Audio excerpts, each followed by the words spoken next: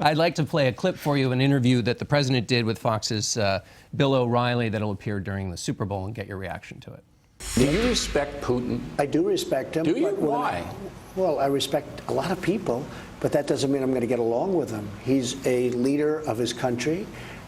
I say it's better to get along with Russia than not. And if Russia helps us in the fight against ISIS, which is a major fight, and Islamic terrorism all over the world, right, major fight, that's a good thing. Will I get along with him? I have no idea. It's very He's a possible killer, I though. won't. Putin's a killer. A lot of killers. We got a lot of killers. Why, you think our country's so innocent? Country's so innocent. Do you agree? This is an enormously important moment in the life of our nation on the world stage, because we now have a president who is re-engaging a world from which America has been stepping back over the last 8 years. I mean, I've been talking to my counterparts in other countries. I'll be traveling to the Munich Security Council in just a couple of weeks.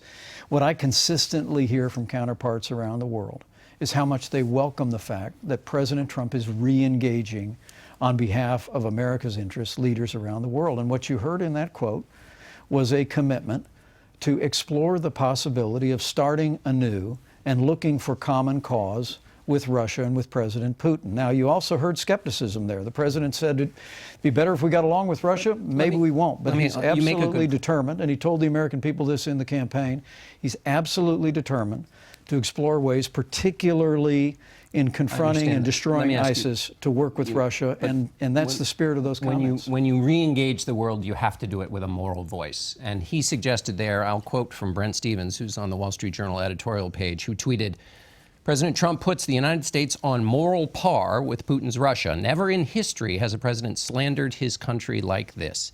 A president speaks with a moral voice when he's re-engaging the country. He suggested that America was on the equivalent par with somebody who was a killer.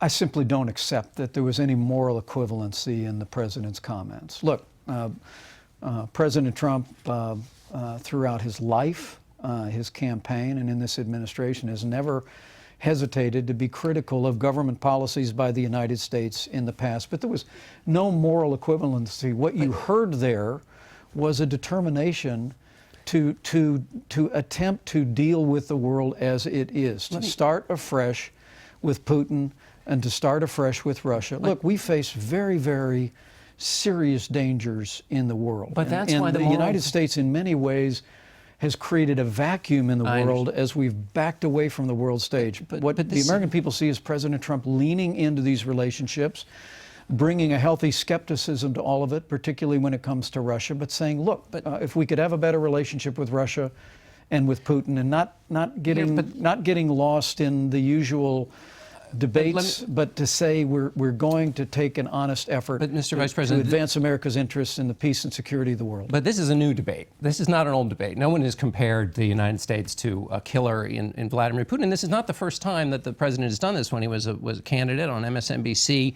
he was asked whether it was wrong for Russia to kill journalists, and he said, quote, I think our country does plenty of killing also. When President Barack Obama was in office, he was criticized consistently by conservatives for not praising American exceptionalism. He never said anything on this par, did he? What I can tell you is there was no moral equivalency in what the president was saying. He was simply acknowledging that he has been, throughout his life, willing to be critical of government policies and government actions in the United States. But we recognize the extraordinary superiority of the ideals of the American people and the implementation of those ideals. But do you think America is morally superior to Russia? What you have in this new president is someone who is willing to and is in fact engaging the world, including Russia, and saying, where can we find common interests that will advance the security of the American people, the peace and prosperity of the world? And he's determined to come at that in a new and renewed way. But America morally superior to Russia, yes or no?